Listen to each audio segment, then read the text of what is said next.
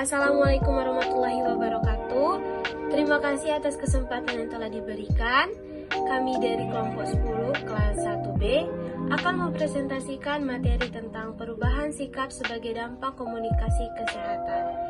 Tapi sebelum lanjut ke materi, izinkan saya untuk memperkenalkan teman-teman kelompok saya. Yang pertama ada Mefti Miftahul Jannah, yang kedua ada Astrid Rizky Arbi, lalu ada Cinta Putri Salsabila Suratinoyo, saya sendiri, lalu ada Frisilia Ayu Lele Lamba, dan yang terakhir ada Stephen Vincent Ngongoloi. Untuk materi pertama akan disampaikan oleh teman saya yaitu Mefti Miftahul Jannah. Kepada saudari Mefti dipersilahkan. Baik, terima kasih atas kesempatan yang diberikan. Saya akan membawakan materi ini, yaitu pertama materi tentang teori hierarki belajar. Slide.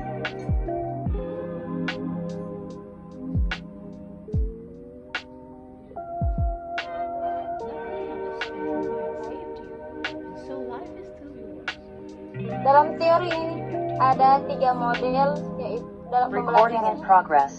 Itu yang pertama, teori hierarki belajar. Teori hierarki belajar terdapat 3 indikator, yaitu perubahan kognitif, perubahan afektif, dan perubahan konotatif. Yang kedua yaitu model hierarki atribut desenasasi, yaitu terdapat 3 indikator juga, yaitu perubahan konatif, perubahan afektif, dan perubahan kognitif. Yang ketiga yaitu teori hierarki ketertiban rendah, terdapat 3 indikator, yaitu perubahan kognitif, perubahan konatif, dan perubahan afektif. Perubahan kognitif ini biasa kita temui ataupun kita lakukan, yaitu tentang pertama perhatian, yang kedua kesadaran, yang ketiga pemahaman, yang keempat keyakinan.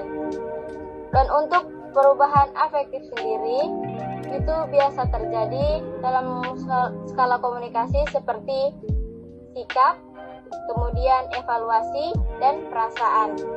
Serta perubahan konotatif sendiri biasa yang terjadi dalam kehidupan sehari-hari seperti maksud, yaitu tentang tujuan kita dalam berkomunikasi, dan kedua dan perubahan aktual. Next slide.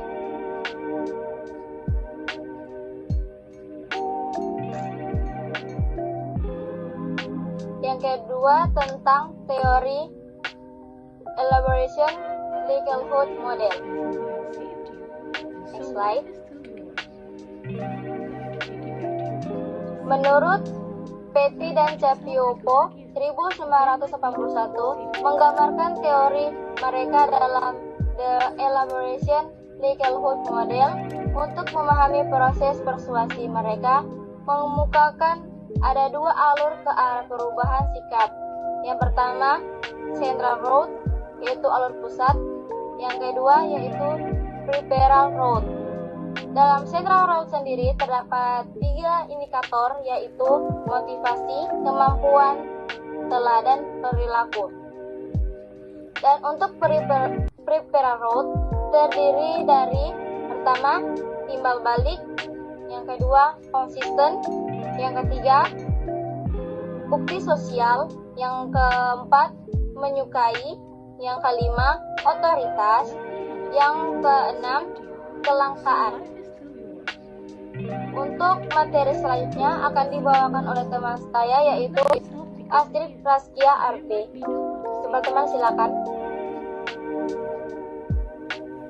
Menurut audiens, informasi utama itu melalui alur utama atau alur pusat.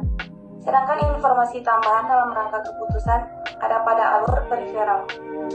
Teori ini menyatakan bahwa setiap orang memiliki caranya sendiri dalam memproses sebuah pesan persuasif. Ada orang yang menilai sebuah pesan tanpa pertimbangan argumen yang mendasarinya, dan ada juga orang yang memahami sebuah pesan secara detail dan tertulis.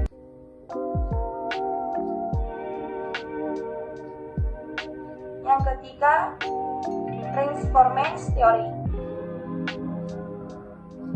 Teori ini diperkenalkan oleh Hofland, Janis, dan Kelly pada tahun 1967. Menurut teori ini, perubahan sikap merupakan hasil dari perubahan opini atau pendapat, komunikan, dan perubahan ini dihasilkan melalui penguatan atau attention, kelengkapan atau comprehension, dan keberterimaan atau acceptance. Selanjutnya akan dilanjutkan oleh teman saya, Priscilia. Perawat. Selanjutnya akan disampaikan oleh teman saya, Cinta Putri Salsabila Suratinoyo. Yang keempat, Information Manipulation Theory. Teori ini diperkenalkan oleh Steve yang mengatakan bahwa suatu pesan akan diterima audiens manakala komunikator dengan metode dan teknik tertentu menambah jumlah informasi atau quantity, meningkatkan kualitas informasi atau quality, dan meningkatkan relasi atau relation dengan audiens. Makin banyak informasi yang dibagi, makin baik kualitasnya, dan makin kuat relasi antara komunikator dengan komunikan. Komunikan makin mudah menerima pesan tersebut. Materi selanjutnya akan disampaikan oleh teman saya, yaitu Priscilia Ayu Lele Lamba. Yang kelima, Communication Competency. Teori ini diperkenalkan oleh Spitzberg dan Fak. Menurut mereka, kompetensi komunikasi akan efektif. Artinya, komunikan akan mengubah sikap jika komunikator mempunyai kompetensi. Yang pertama, knowledge atau pengetahuan tentang apa yang diinformasikan. Yang kedua, skills, yaitu keterampilan dalam berkomunikasi. Dan yang ketiga, motivation atau motivasi komunikasi yang dikemukakan oleh komunikator. Berikutnya disampaikan oleh teman saya, Steve. Baiklah, kita masuk dalam materi Health Belief Model. The Health Belief Model diperkenalkan pada tahun 1950-an untuk menerangkan tanggapan audiens terhadap program pemberantasan penyakit TBC. Dalam tanggapan tersebut, dianalisis pula konsep audiens tentang keyakinan mereka atas slogan, "Jika tubuh Anda sehat, itu akan berpengaruh terhadap perilaku sehari-hari."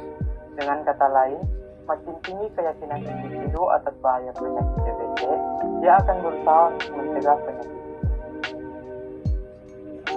Ada juga beberapa teori dari komunikasi massa yang berkaitan dengan perubahan sikap audiens, yakni yang pertama teori peluru atau bullet theory, yang kedua yaitu social learning theory, yang ketiga yaitu social expectation theory, yang keempat yaitu theory of selective influence yang terbagi menjadi 3 model, yakni the individual differences theory, yang kedua the social differences theory, yang ketiga the social relationship theory, yang kelima yaitu media dependency theory, dan yang keenam adalah agenda.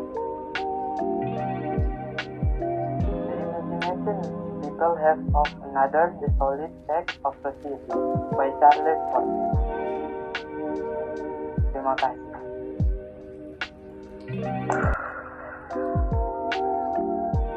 Itulah tadi pemaparan materi dari kelompok kami.